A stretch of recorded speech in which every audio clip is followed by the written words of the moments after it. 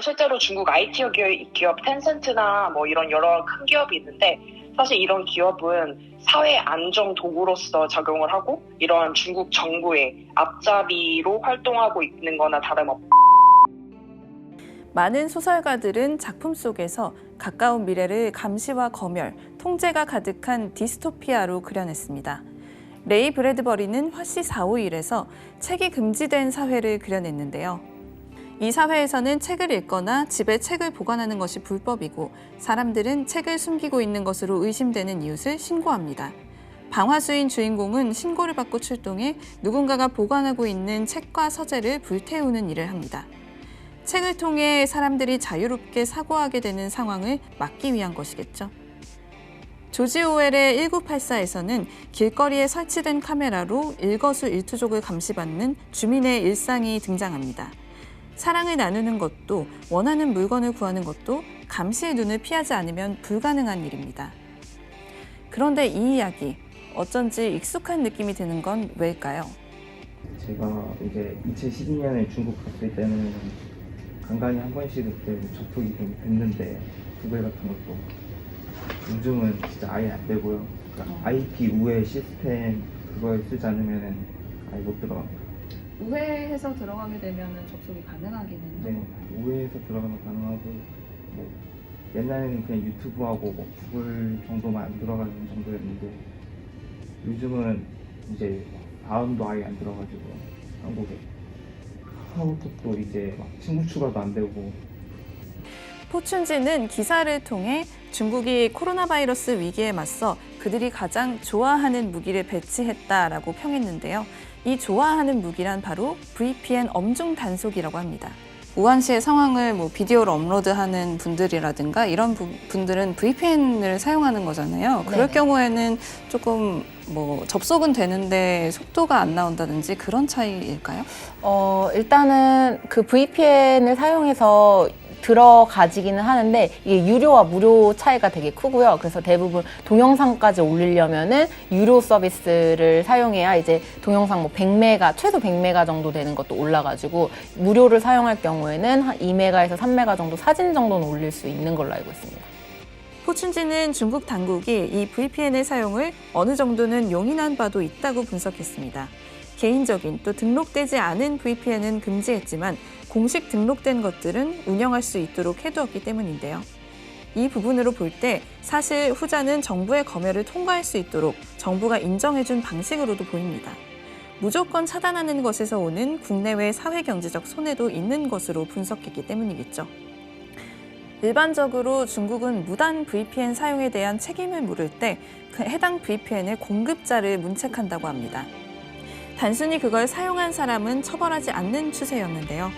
그러나 최근 중국 당국은 이 부분을 위반했다며 VPN을 사용한 몇몇 시민에게 벌금을 물렸다고 합니다. 중국 당국이 VPN 이슈에 대해 대응하는 방식은 아주 정확히 패턴화되어 있다는 분석입니다. 또 틱톡 같은 경우도 지금 현재 코로나 사태와 관련해서 우한 지방 사람들이 틱톡 하는 것을 그러니까 볼 수 없게 아예 블로킹 해놓은 상태이고, 이는 바로 정치적 긴장이 커질수록 VPN에 대한 규제 수위를 올린다는 건데요. 지난해 3월 양회 기간 동안 많은 VPN 유저들이 중국의 방화벽을 뚫을 수 없다고 불평했다고 합니다. 또 지난 9월 신중국 건설 70주년 기간 때 역시 비슷한 불평들이 흘러나왔는데요. 이렇게 정치적으로 민감한 시기에는 중앙정부가 그들의 내러티브를 더욱 강조하고자 하기 때문에 VPN을 차단함으로써 반대 의견을 셧다운하는 것으로 이해할 수 있겠습니다. 스마트폰 생체 인식은 우리의 삶을 더 편리하게 만들어준 기술 중 하나입니다. 하지만 이 생체 인식에도 함정이 숨어 있다고 하는데요. 제가 북경에서 유학했을 시에도 신종관이라는 그 지역이 있는데 거기에서도 횡단보도 앞에 실제로 크게 스크린이 설치되어 있고 무단 횡단이 하는 사람이 있다면 그 스크린에 그 사람의 얼굴을 실제로 줌인 해가지고 촬영을 하고, 그러니까 띄워놓고 있는 상황이고, 그리고 이게 또 쉐량 측정이라고 하는데 한국말로 의역하자면은 이게 sharp eyes라고 매의 눈이라고 불리우는데 이게 쉐량이 예전에 마오쩌둥이 쉐리앙 이렇게 인민의 눈은 눈처럼 밝다 해가지고 그 눈설 그다음에 밝을 양자를 사용한 그러한 측정 시스템인데 드론이나 안면 인식 등 인공지능을 활용한 감시 방식은 나날이 진화하고 있다고 합니다. 파이낸셜 타임즈의 기사입니다. 공권력이 안면 인식을 활용함으로써 국가와 개인 간의 관계가 재설정된다는 분석인데요. 그리고 우리가 기존에 생각하던 것처럼 우리의 프라이버시가 보호받을 것이라 기대하며 매일 자유롭게 이동하고 행동하는 기존의 삶에 대한 개념도 바뀌게 될 것이라는 전망입니다. 우리는 우리 스스로를 추적하고 정의할 수 있는 개인정보를 온라인과 스마트폰을 통해 기꺼이 내주고 있습니다. 스마트폰을 사용하지 않을 수는 있어도 투명인간이 될 수는 없는 노릇이죠. 안면인식 기술과 관련해서 가장 옳지 못한 일이 일어나고 있다고 알려진 곳은 중국의 신장지구라고 합니다. 위구르족이 자리 잡고 있다는 지역적인 특성 때문인지 전 세계에서 CCTV가 가장 촘촘히 설치되어 있는 곳이라고 하는데요. 이로 인해 주민들은 그들의 모든 순간이 감시받는다는 생각을 가질 것이고 행동을 바꾸게 될 것이라고 합니다. 사우스차이나 모닝포스트의 기사에 따르면 현존하는 안면인식 기술로 단 몇 초 만에 우리가 누구인지를 99.9% 정확도로 판별해낼 수 있다고 합니다. 인공지능의 도입으로 중국 도시들은 세계에서 가장 안전한 편에 속한다는 평을 받는 데 성공했습니다. 이 기술의 도움으로 베이징시는 2015년 이후 사망과 연계된 범죄를 100% 해결해내는 성과를 보였다는 공식 통계가 있었는데요.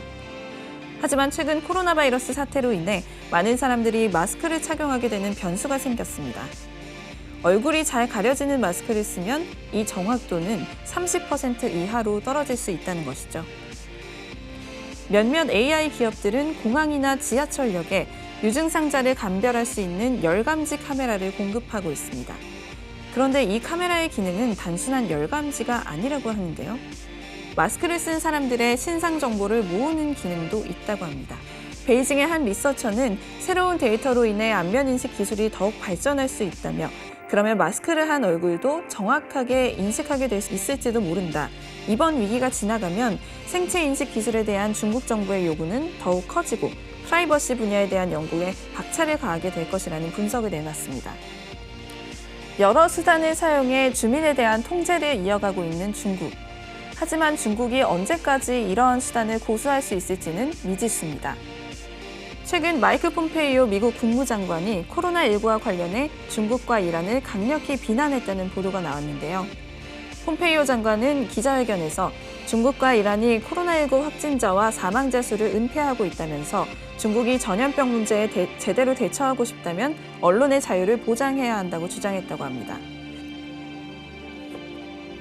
화씨 451과 1984 속 주인공은 모두 자신이 살고 있는 세계가 잘못되었음을 느끼고 자유를 갈망합니다.